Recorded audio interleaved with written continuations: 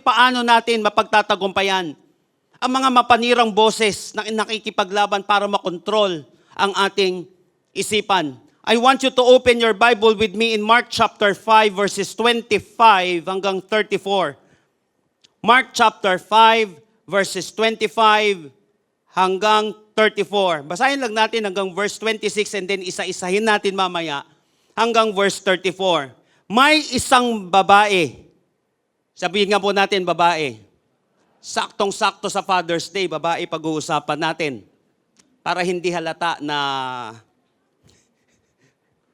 kunyari hindi excited yung mga father na nandirito. May isang babae pero ang ganda ng twist na ito sa dulo. Nakikita po natin mamaya. May isang babae roon na 12 taon nang dinudugo. Maraming hirap ang dinanas niya sa kabila ng pagpapagamot sa iba't ibang doktor. Naubos na niya ang lahat ng ari-arian niya sa pagpapagamot. Pero sa halip na gumaling, ay lalo pang lumala ang kanyang sakit. So sa loob ng 12 taon or 12 years, ang babaeng may issue of blood ay hindi lamang naikipaglaban sa sakit. Nakikipaglaban din siya sa mga boses ng discouragement. Nakikipaglaban din siya sa boses ng hopelessness. Nakikipaglaban din siya dito, kung mapapansin natin at i-analyze natin sa mga boses ng disappointments. Why? Marahil araw-araw niyang naririnig, hindi ka na gagaling. Wala ka ng pag-asa. Nasayang lang lahat ng pera mo. Hindi na magbabago ang sitwasyon mo. Ganyan na lang yan habang buhay. Now, the million-dollar question is, how can we overcome the destructive voices in our minds? Therefore, kung may destructive voices, may mga constructive voices naman. Kaya nga lang, meron talagang mga destructive voices na kung saan pilit nasisirain ng ating isipan. Why? Kasi, nabi ko nga po, kapag nasira ang isipan, kapag nasira ang kaloob-looban, madaling sumira sa labas. Kaya, majority na makikita natin na nasira sa labas, may nasira muna sa isipan ng isang tao bago niya in-execute yun. Yung isang bagay na yun. Lahat ng mga kahindik-hindik na krimen, hindi nagsimula yan sa labas. Nagsimula yan sa kaloob-looban ng isang tao. At nagsimula yan sa kanyang isipan. Bago may sinira sa labas yan, nasira muna siya sa loob. Bago nanira sa labas ang isang tao, nasira muna siya sa kanyang isipan. Kaya nga ganun ka-destructive itong mga voices na ito. Kaya nga kinakailangan maaga pa lang, ma-anticipate na natin siya at matalo na natin siya. Kaya lang nga ito ay isang laban. That's why the question is, how can we overcome the destructive voices in our minds? So join me in our message today entitled, The Voices in Your Head. The Voices in Your Head. Next week naman, pag-usapan naman natin yung mga voices between your ears. Pag-usapan natin doon kung paano magsalita ang demonyo sa ating mga tenga. Paano siya nagpe-penetrate dito. So napakaganda po na itong mga series natin. Actually, sobra-sobra na nga yung naihanda ko hanggang Ignite na yon. Yung patungkol dito. So parang wala na tayong series break na ito. Tutuloy-tuloy na lang natin to. At naniniwala po kasi ako na napaka-importanteng pag-usapan nito ngayon.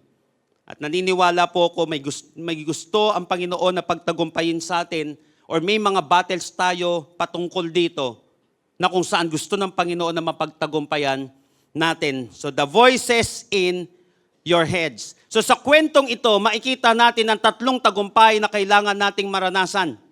3 tagumpay, matagumpay na mga aksyon na dapat nating maranasan para magapi natin itong mga destructive voices na ito sa ating isipan. Lahat po ng ready na at excited na matuto, mabago at mapagpala at maging mananagumpay ngayong araw na ito, magsabi nga po ng malakas na amen.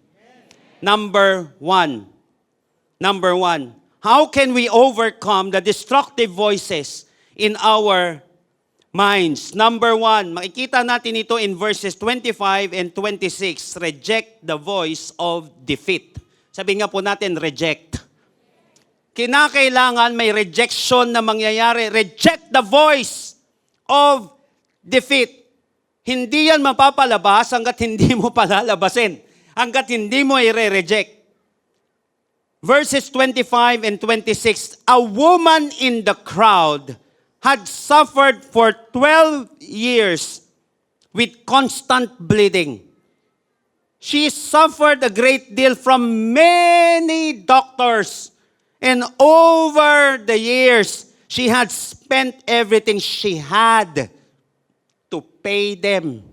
But she had gotten no better. In fact, she had gotten worse. So napansin po natin yon, yung lahat ginawa niya, pero walang nangyari. So hindi na lang sakit ang issue dito. Hindi na lang sakit ng katawan. Nakita niyo po iba niya pang sakit? Sakit sa bulsa. Ubus na eh. Sakit sa kalooban. Nagbayad ako, walang nangyari. Ang matindi, hindi lang walang nangyari, lalong lumala. Kumusta na lang yung mga boses na naririnig niya ngayon? Kumusta na lang yung gagawin ng kaaway dito? Dadagdagan niya yan, dadagdagan yung disappointments, yung discouragement, yung sakit na kanyang nararamdaman. Alam niyo po ba yung word na suffered dito, a woman in the crowd that suffered for 12 years is the Greek word pasko. Ang ibig sabihin nito, to endure pain, affliction, hardship. Ang salitang suffered ay mula sa salita na nangangahulugang to endure pain, to endure hardship. Ibig sabihin to endure affliction. Ibig sabihin, sa loob ng 2 taon, she suffered physically. Ini-endure niya to. 12 taon eh. Sa loob ng 12 taon, she struggled emotionally. She was isolated socially. Why dinudugo? Alam naman natin yung blood, napaka-importante nito sa kanilang kultura. At that time, hindi pwedeng kainin. Hindi ka pwedeng lumapit sa isang dinudugo sa babae. Hanggat nandoon yun, hanggang pagtapos na, ilang araw pa bago mo siya madikitan. Ultimo na dikitan ng blood na yon ay hindi mo pwedeng dikitan dahil magiging ceremonially unclean ka rin. Hindi ka pwedeng lumapit sa mga tao. She suffered spiritually. She struggled emotionally. She was isolated socially. And she was drained financially. So ginawa na niya ang lahat. Nagpunta na siya sa maraming doktor. Naggastos niya na lahat. Sabi nga po natin lahat. Sagad na to. Nagastos niya na lahat ng meron siya. Pero hindi siya gumaling.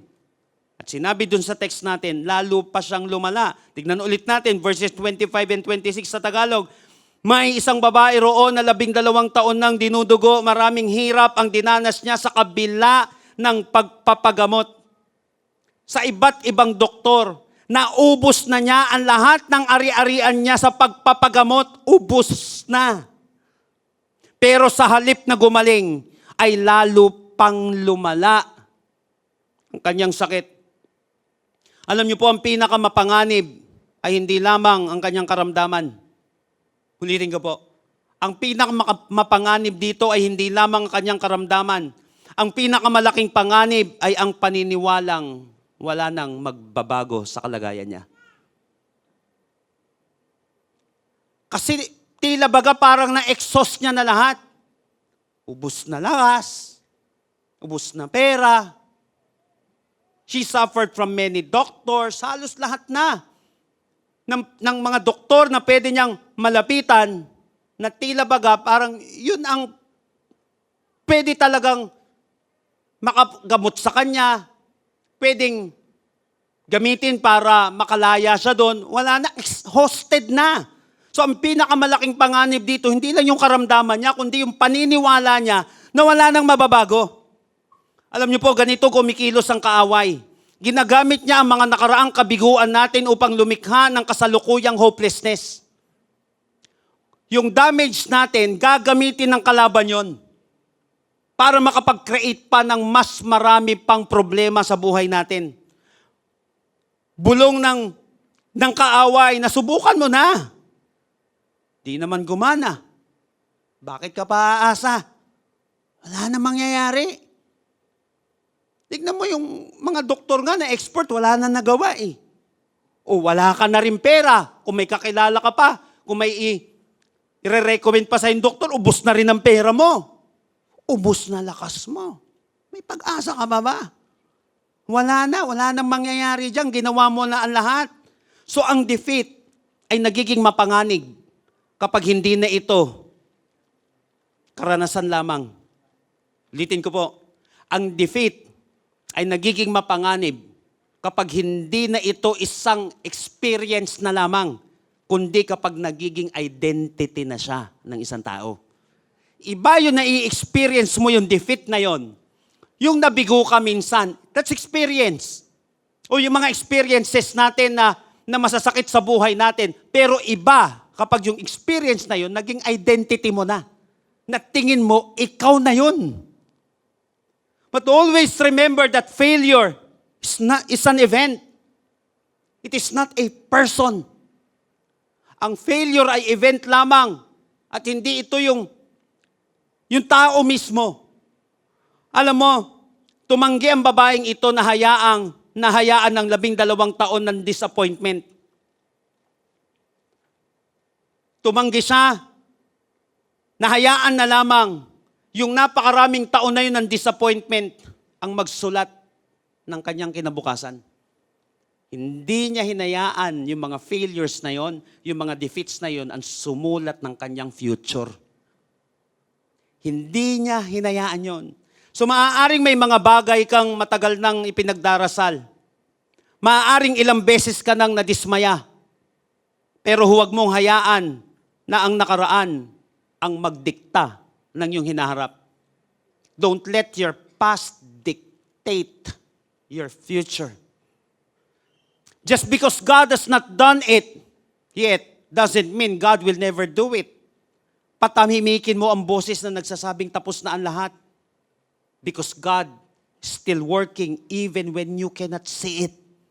So kinakailangan, may 12 years man, may ilang season man ng kabiguan ng failures, may ilang series man ng defeat sa iyong buhay, importante marunong kang mag-reject kasi hindi yung failure na yan, yung identity mo. Yung identity mo, wala sa failure na yan, yung identity mo na kay Kristo. Kaya lahat ng hindi talaga identity mo, nire-reject yon.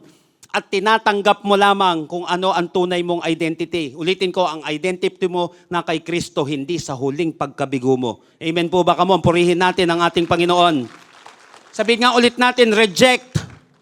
Reject the voice of defeat. Di ka nagagaling, wala nang mangyayari dyan kasi ganyan ang magulang mo, kasi ganyan yung nangyari sa buhay mo. You have to reject it.